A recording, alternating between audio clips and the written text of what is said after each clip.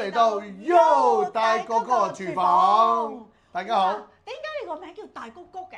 大哥哥，大哥哥，係啦，因為我潮州人嚟㗎，哥哥係哥哥嘅意思，咁我最大嘛，咁所以咪叫我做大哥哥。咁大谷哥係多多指教。嗱，咁佢係阿 Yo，所以我哋係 Yo 大哥哥廚房。你就係大谷谷，我就係阿 Yo。係。大谷谷，今日我哋嚟到呢度萬順昌廚房，有咩好搞先？你今日叫我嚟。咁你話嚟到廚房可以搞咩？煮嘢咯。就係咯。嚟到大哥哥萬順昌嘅廚房，我同阿 Yo 咧就會由而家開始不定時咁去介紹一啲又方便、又容易、時令、又時令、又適合我哋年青人、又適合年青人。是但啦，是但啦，是但啦。係年青人有健康嘅一啲餸菜啊，一啲湯水啊，甚至乎可能係有啲甜品啊嘅嘢。OK， 好啦。甜品你都得啊？咁梗係啦！哇，你都幾多元化喎，大谷哥！梗係啦！我哋依家今日係咪正式開始啦？正式開始啦！嗱，唔好咁難喎，唔好咁難搞唔掂我哋啲年青人。我知你㗎啦，我知你㗎啦。最好一隻手仔數得晒。數得晒食材。食材。即係五樣食材就梗唔晒。千祈唔好咁難。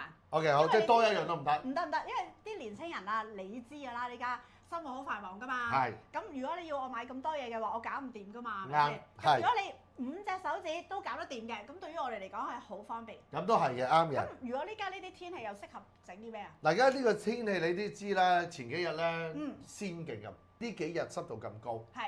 你有冇發覺咗你唔係好願起身？日日都唔願。即係要翻工就唔願起身。呢個係長期嘅。係長期嘅。OK， 你會覺得攰賴賴。屋嘅身體入邊個濕氣咧特別重嘅時候，你就會令到個人疲弱啊。呢個肝嘅個功能就冇咁好，所以佢哋攰啲嘅。咁唔使咁麻煩啦，大哥哥，我介紹你啊，食去濕丸咪得咯。去濕丸？係啊。去濕丸你匿埋食就得㗎啦，話俾你聽。唔可以成家一齊食去濕丸啦，唔好坐喺度，大家一齊一人懟啊！一人餵2粒咯。唔得，唔夠健康。咁啊係。係啦。如果我呢家呢個年齡層就 OK 咯，如果小朋友或者即係再年紀再大啲。或者經常要食藥嗰啲就唔方便。係啦，就唔應該。所以我就提議話，可以煲啲湯水俾佢哋飲下。煲湯水啊？係啦。好難㗎喎。湯水好易嘅啫。OK， 我哋今日介紹一個特別易嘅湯水俾大家，好嘛？嗱，前面有啲食材啦，咁我哋慢慢嚟介紹下先。OK， 嗱，有個主要嘅食材，呢2碗，呢2隻薏米咧係有啲唔同嘅。係。係啦，咁我唔知道你平時有冇聽過，即係我爸爸佢哋講，我哋煲薏米湯啊，或者煲薏米嘅時候要落生熟薏米。有。生熟薏米你聽過？生熟薏米唔係一樣嘢嚟㗎咩？唔係，係2樣嘢。2樣嘢嚟嘅。係生嘅薏米，同埋熟嘅薏米，係啦。咁好啦，你會估一估？就係呢2樣。係啦，估一估邊隻係生，以我咁聰明伶俐，咁啊，梗係呢個係生㗎啦，因為佢未發大啊嘛。煮咗咪發大咗咯，呢個咪熟嘅咯，呢個咪生嘅咯。啊，咁樣都俾你撞得到係咪？撞乜嘢撞棍撞得到咗？係真係生嘅薏米。呢個生嘅細粒啲。係啦，呢個熟嘅就大粒啲。好啦，咁我又再即係再問下啲問題。生薏米同熟薏米，除咗頭先你講嘅，你知唔知佢有啲咩分別？唔識啊！好啦，咁我話你。唔係咯，大哥哥都話叫你多多指教咯。你嚟揾我嘅原因就係要我話俾多啲嘢你聽。OK。因為我一開頭以為咧生熟薏米咧係一個名嚟㗎。哦，咁㗎。即係生熟薏米係就係咁樣咯。咁你一煲湯嗰陣時，我哋通常咪攞啲湯包嘅。下次人哋話 Yo 大哥哥，人哋以為個名嚟大鑊真係。OK， 好啦。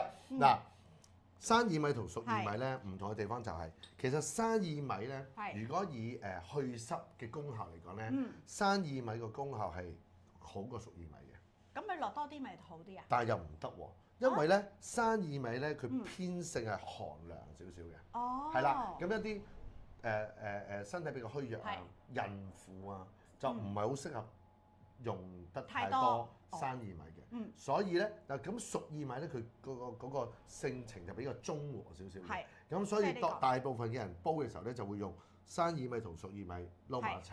咁但係呢個就少啲，呢個就多啲。係啦，但係因為都始終都係要有個功效，就係去水個功效，去濕。就一定要孖寶咁樣，因為呢個湯都係啱小朋友至到8-2歲㗎嘛。係啊，活到8-2歲嘛我哋。哇！咁我要學下。梗係啦 ，OK， 5個食材。係。生熟薏米、冬瓜、豬展肉、然後個藍棗就搞掂㗎啦個湯。咁難唔到我啦，咁簡單。梗係啦，我知道你要簡單，開始啦喎，兩個。係。唔該，你幫我倒落去之後，揾啲水清洗下佢先。使唔使浸一浸啊？最好浸佢10分鐘，10分鐘左右啦。不過其實都冇乜所謂，因為咧，我哋應該會煲成個鐘頭㗎。係。如果你煲得短時間咧，可能就要浸一浸佢。爆谷咁樣嘅喎。係啊，似唔似啊？好似啊。似爆谷啊！我擺呢度。咁一陣間我哋轉頭咧就要嗰個豬展肉咧，就要飛水嘅。係。咁當然個冬瓜就唔可以咁樣啦。係。嗱，個冬瓜一塊啦 ，OK， 劈開佢先。係。哇！咁犀利！哇！你劈啊 ？OK， 好啦，嗱，呢個咧就好簡單。係。要幫我將個囊就唔要嘅，呢個囊唔要嘅，咁你就切咗佢，然後就切細塊，好嘛？可唔可以個皮啊？我想問。要埋個皮，冬瓜皮好緊要㗎，唔可以冇個皮㗎。冬瓜咧，其實冬瓜咧喺呢個時候咧，對去濕啊、去呢個係好有功效嘅，都係啊。咁啊，包括其實冬瓜到夏天嘅時候又可以攞嚟消暑啦。其實冬瓜係一個好好嘅食材嚟嘅。我就開火先，因為咧嗰個豬展肉咧都係要切一切，然之後我哋要飛水嘅。切得好好啊！哇，好靚啊！切得啱啱好喎，麻雀咁嘅大細喎。唔係，我諗住一口啊嘛。係啊，麻雀咁嘅大細。一口冬瓜。一口冬瓜 ，OK， 好啦。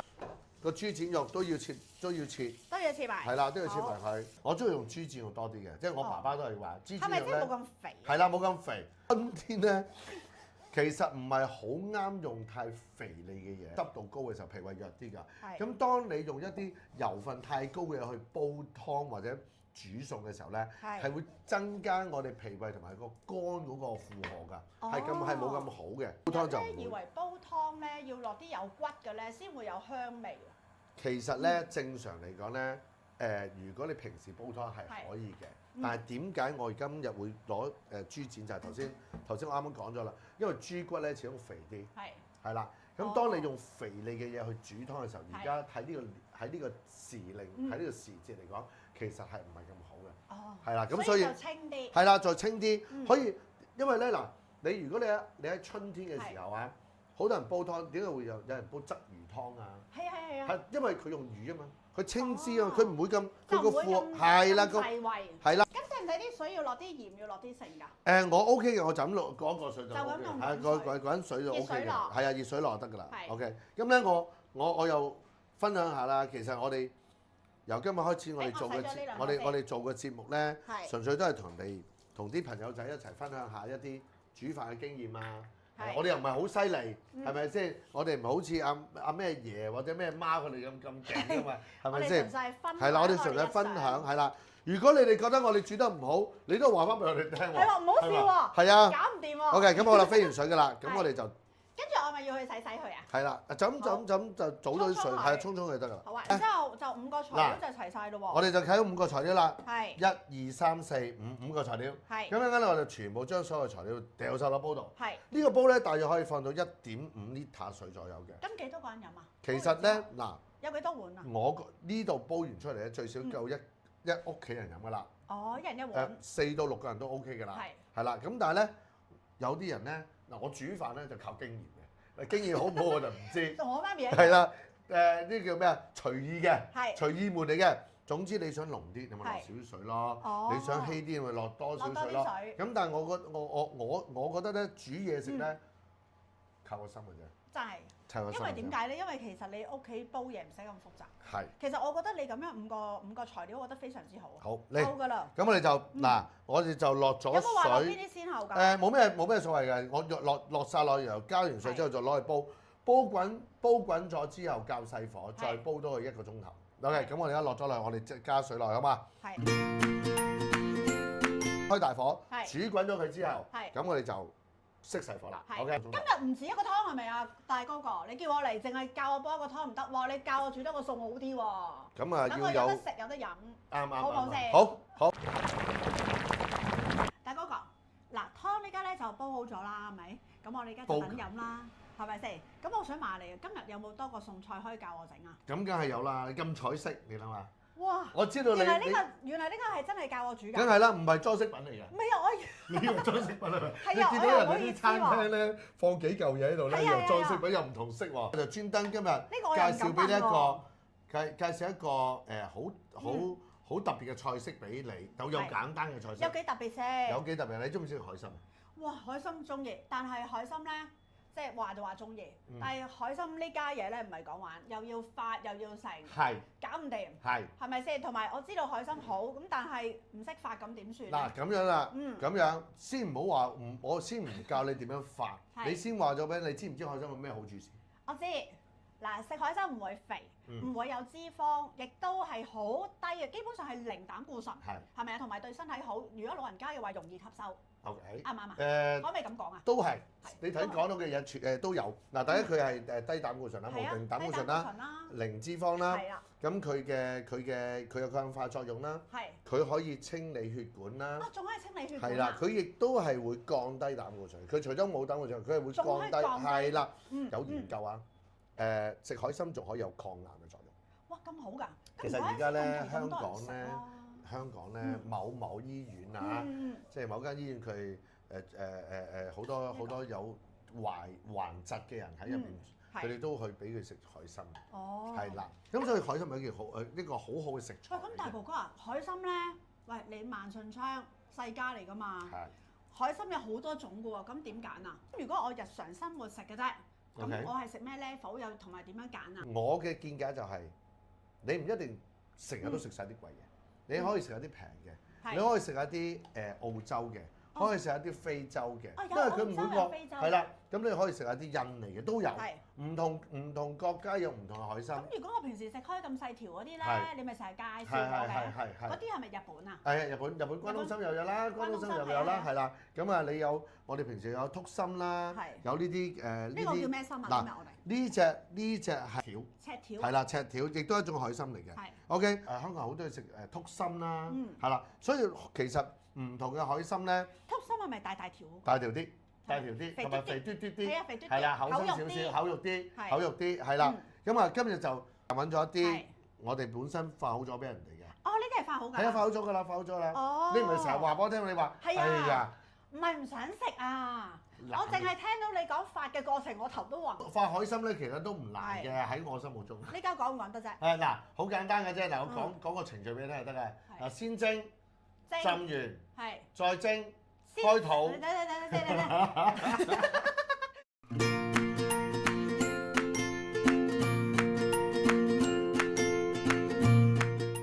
平時浸海參咧。你成日都啲人問啊，喂咁點樣先夠火啊？點樣先應該停啊？嗱，係啊，你攞住攞住條海參，攞住條海參係，我攞條大嘅先，攞兩隻手指夾住佢，係，有冇見到佢唔會佢剁到咁樣樣啊？剁到咁得唔得？剁到咁都得，佢係咪有少彈性啊？仲係啊？呢啲咧攞嚟炒，攞嚟燜，就啱啱好，係啦。咁之後佢中意食腍啲嚟煲粥嘅，如果佢再剁落去，佢就過咗㗎啦。我就會爛啲。係啦，佢因為佢越嚟越軟啊嘛。咁會唔會因為海參個品種唔同咧？都有少少機會，但係基本上我哋都係咁睇佢啦。關東參我哋梗係咁睇，一般嘅海參我哋都係咁睇佢，掉。好活潑喎！係啦，嗱咁嘅方法係咪就簡單啲啊？你就會知道，你就知道。如果你咁樣就係啦，如果你想唔係，你唔好成日喺度玩緊佢。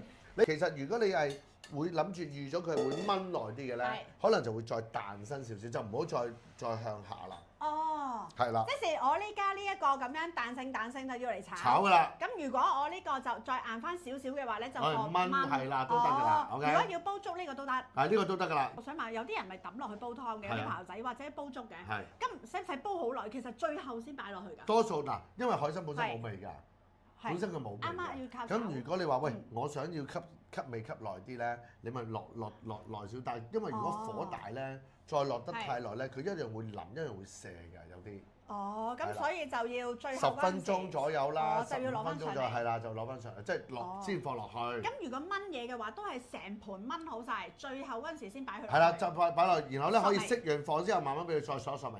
哦，哇！咁佢就會吸到味啦。大哥哥。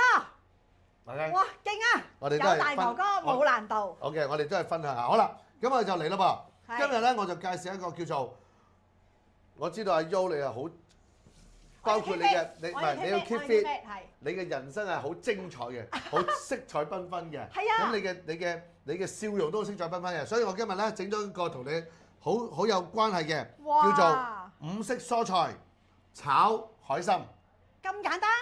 好簡單嘅啫。嗱，海參咧，你頭先教我個方法咧，我會好好學習。係啦 ，OK。我搞唔掂再翻嚟買即食嘅。好啦，嗱，係啦，即食最簡單，因為我哋發好咗，幫人哋發好晒咧，我哋最簡單，唔使煩。係。OK， 好啦，今日我哋選材有咩咧？係。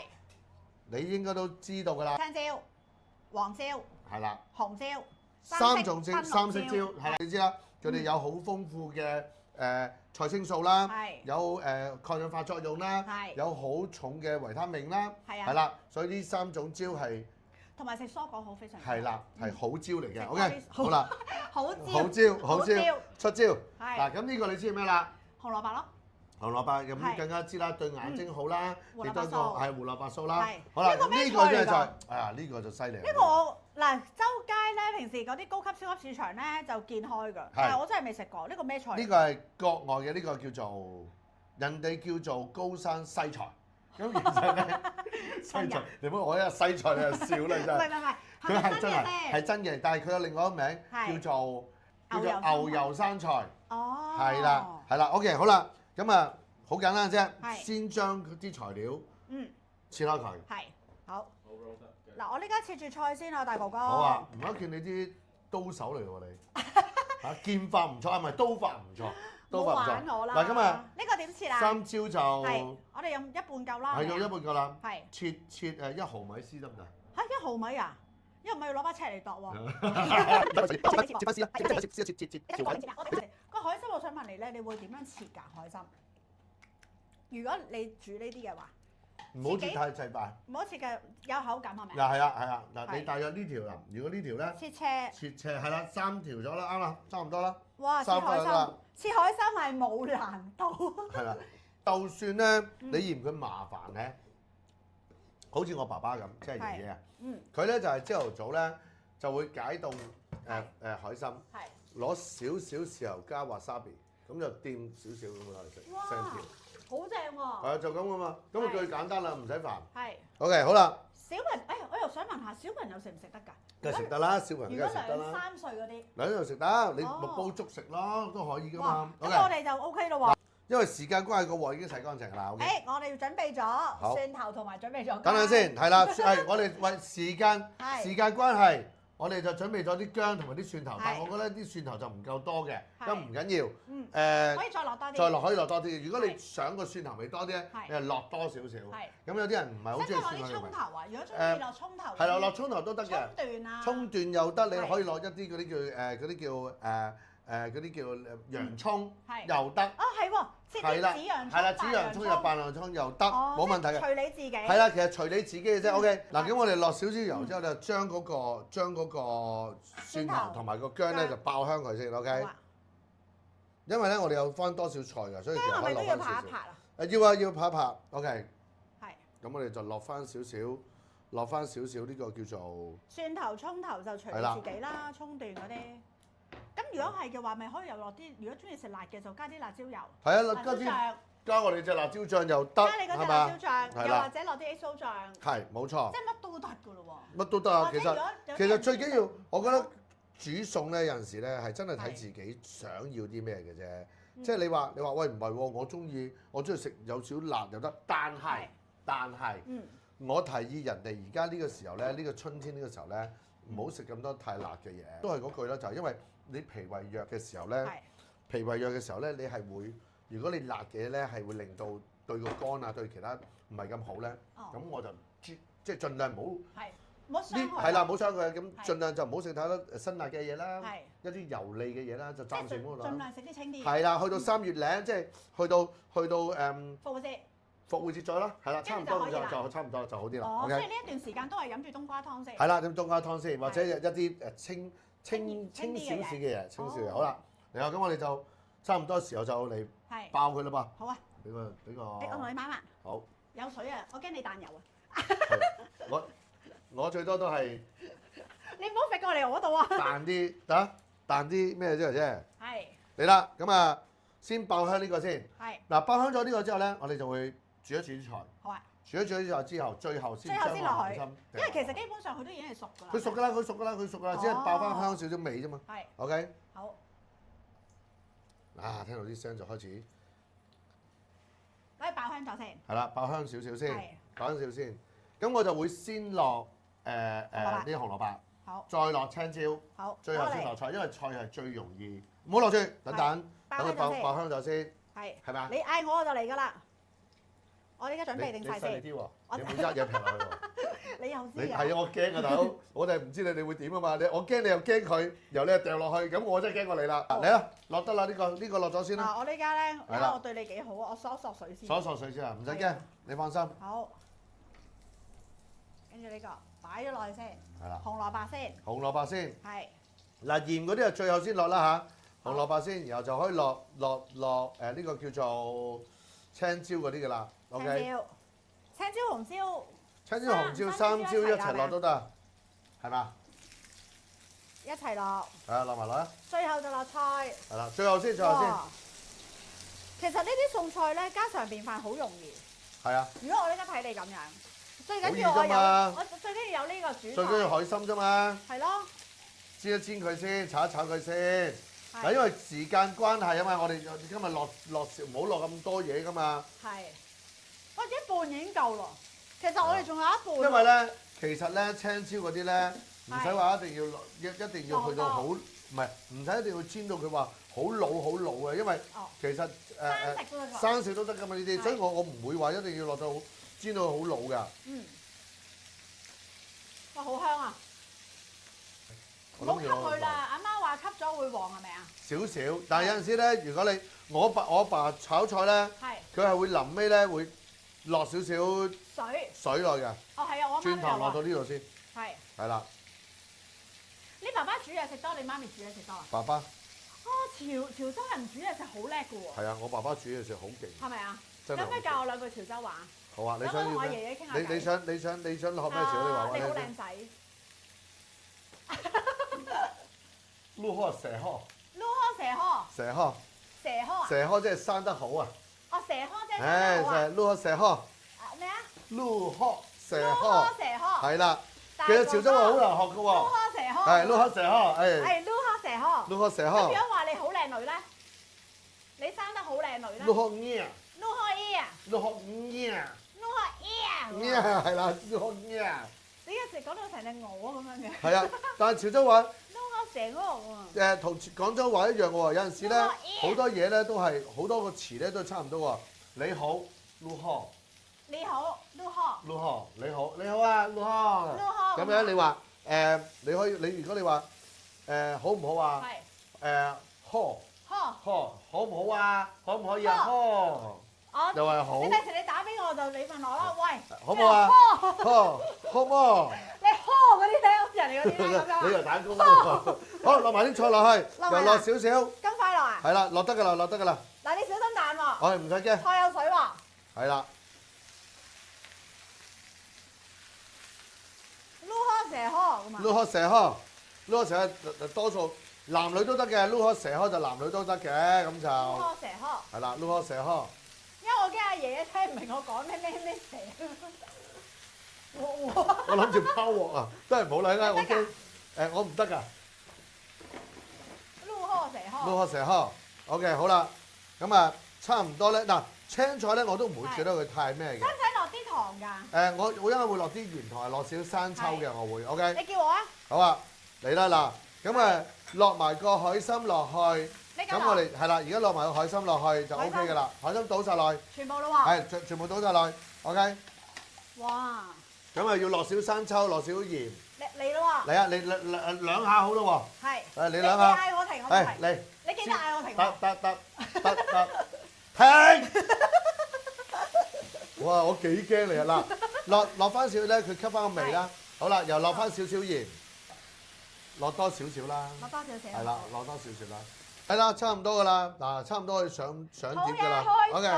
因為你印嗰啲剔心咧，或者海參啦，乜參都好啦，啲遼參都好啦，係咪全部功效都係一樣㗎？基本上大部分功效都一樣嘅，但係只係話每個海域唔同，每一個係啦口感唔同，或者有啲微量元素唔同。哦，咁如果一般炒好似我呢家咁樣嘅炒下嘅，係咪呢個已經夠食？係啊，夠食㗎啦，夠食。咁你想食好啲咪揾啲關東參炒咯，都有人揾關東參炒㗎佢。好啊。咁啊好中意食海參。我哋就個湯都差唔多㗎啦。咁我畢埋個湯。OK。即係想問多少少喎？係。呢排我對薏米咧，你同我講又話去濕啦，又話去大髀腫啊，去小腿腫咧，仲有啲咩功效啊？其實薏米主攻係去濕嘅呢個期間，咁佢都健脾㗎嘛，佢都健脾㗎嘛。嗱我就冇落鹽㗎喎，係健脾嘅，同埋佢對腸胃係好嘅，好有效嘅。利尿啊？利尿，哇！如果你食完之後一陣間可能就要去廁所啦，唔會去就去廁所啦。哦，咁樣㗎。去廁所㗎啦，係啊。嗱，我咧平時咧就唔會就咁落鹽嘅，咁即係因為佢有藍藻喺度啦，咁啊 OK 嘅。即係咁清嚟飲。係啦，清嚟飲。如果你真係覺得真係想要鹹啲嘅，咪落少少鹽咯。揾啲鹽嚟調調。係啦，調調味。但我就中意食薏米嘅。哦。OK。我當聞下先。哇，幾好喎！講佢咯，呢個好方便，好簡單，最緊要係。其實呢個我哋煮嘅嘢都係好簡單。係啊。我哋個湯，我哋個餸，咁啊煮少飯，咁啊搞掂一餐。就搞掂啦。係啊，咁啊同埋又。個薏米有利尿，係啊，有利尿，又健脾，又可以去水腫。最緊要係咁樣樣，令到你3歲至到100歲。3歲至到82歲都得。82歲都得。係啊，3歲82歲得。好啦。咁啊真係唔係食去水丸咯喎。梗係唔食去水丸啦，去水丸匿埋食啊！嗱，咁啊試下我哋炒嗰個餸咯噃。好啊。OK，嗱試下呢個嗰個叫做生菜先啦，牛油生菜啦。係啊，你又真係識嘢啊你。留翻啲海參俾我食。好啦，睇下。你平時不嬲都有得食。唔係，咁我平時都一定食嘅，因為其實咧身體咧，其實養生咧，咁我唔客氣咯喎。真係要 keep 住嘅，唔係淨係得個海參得唔得？嗯。彈牙㗎。聽。OK 喎。聽到，我想問下你，係咪真係要發得靚先有咁嘅效果？如果我發彎咗咧？梗係淋晒皮曬。咁如果即係初嚟報道就唔好加咁多嘢啦，不如就嚟買即食啦。即食咪簡單。即食嘅意思係即係冰凍咗。係冰凍咗，包好曬嘅。包好曬嘅。係啦。咁我買一包呢啲就得啦。係啊，最簡單。係咯。嗱，咁就可以。嗱。因為好味過食牛肉。會唔會好貴啊？好多朋友仔都覺得咧食海參咧係好奢侈嘅，其實係咪好奢侈？其實你睇你食咩海參嘅啫，你關東參係奢侈啦，即係關東參貴啲。咁但係你覺得？關東參即係一條條細細條有刺嗰啲啦，即係咩六排刺係咪啊？咁但係如果好似我哋食呢啲咧，大概幾錢一包啊？呢大概100蚊左右。可唔可以分到3餐啊？一定可以。咁其實都唔係話啲乜嘢啫喎。其實你話牛肉都貴。呢隻牛唔貴咩？係咪？同埋最緊要喎，我永遠都記得一件事。對身體冇得話奢唔奢侈嘅，係咪？對身體食得好健康就得，哇！好中意食呢個。其實咁樣煮咗出嚟好簡單又健康，非常之好啊！試下啲頭先你個海參咧，如果平時我哋喺屋企發咧，有時一發得唔好咧，有機會淋晒，一係咧就會太硬。係啊。係啦，咁我哋嚟到係啦，發唔啱嗰個時間上發得唔啱，係嘛？最好食。OK，咁我哋試下個湯啦噃。我仲想繼續食海參啊！可以啊，轉頭可以啊，成碗啊！你學完之後，你就知道第日幾易煮啦。哇！係咪？個薏米味好重。係啊，同埋又飲到啲冬瓜味啊。係咪？唔使落湯，唔係唔使落鹽。唔使落。條豬展加埋嗰個藍竹，即係其實盡量都唔好落咁多嘢。係，我盡量都唔好令到身體咁多負擔。係啦，我都係咁話嘅。哇！OK 喎。你飲完呢個湯？咦，我數數先。一陣你就知啦。5樣嘢，一隻手仔數得晒。數得晒。生薏米、熟薏米、藍棗、冬瓜、豬展。5樣嘢。perfect。OK，好啦，呢個啱晒阿 U。啱晒阿 U，真係啱晒阿 U。多樣嘢都唔使，多樣嘢都唔使。OK，多樣嘢都唔使，鹽糖都唔使。除非你覺得唔夠味。係啦，但係我覺得夠味㗎啦。咁一個禮拜飲幾多次好啊？如果呢家咁樣嘅天氣。我諗啊，最少2次。最少都要2次。真係幾好啊！因為好簡單嘅，其實真係好簡單個湯，好係咪好味啊？非常之好啊！咁我哋今日就介紹咗2樣嘢啦。係啦。哇！好啦，今日叫埋呢個介紹埋呢個喎。係啊。邊5樣啊？呢個又係有青椒啦，有黃椒啦，有紅椒啦，即係3色椒啦。係啦。紅蘿蔔啦，再加呢個西菜，係咪西菜？係啦，西菜。係啦，西菜。牛油生菜。牛油生菜。係啦，牛油生菜。西菜。西菜。然之後再緊要加個海參。係啦，印尼嘅海參。係啦，印尼嘅禿參。印尼嘅禿參。係啦，咁但係你加咩海參都冇所謂啦，喺我心目中就所以就健康。係。纖維又有，然後又可以清血管、降膽固醇、然後令到你嘅血嗰個濃稠度冇咁濃，係啦，咁樣係啦，稀啲。OK， 所以呢個非常健康嘅，係啦，非常健康個餸菜。哇！今日我發達啦！今日真係喐出嚟嘅今日。喐係啊！喂，我哋下次咧要再介紹另外嘅嘢食咯喎。一定啦。今日呢啲太 easy 啦。總之咧，我哋嘅標準就係簡單，健康，方便，快捷。OK， 一湯一餸。係一湯一餸。得唔得㗎你？應該得嘅，我一定得。你唔怕啦你？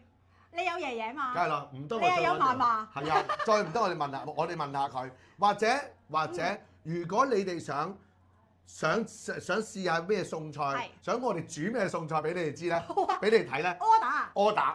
好啊，叫你燒。夠人數我哋就煮俾佢先。佢叫你煮個翅出嚟。冇問題，總之你哋夠人數，我哋就煮。失敗中咪自己食咗佢咯，我哋。係。好嘛？我哋搞掂咗先。OK， 好嘛？好。咁我哋多謝你哋呢次嘅收睇，咁我哋希望你下次再關注我哋。係。Yo 大哥哥廚房，拜拜。多謝晒，拜拜。我真係覺得自己啲廚藝真係唔錯啊！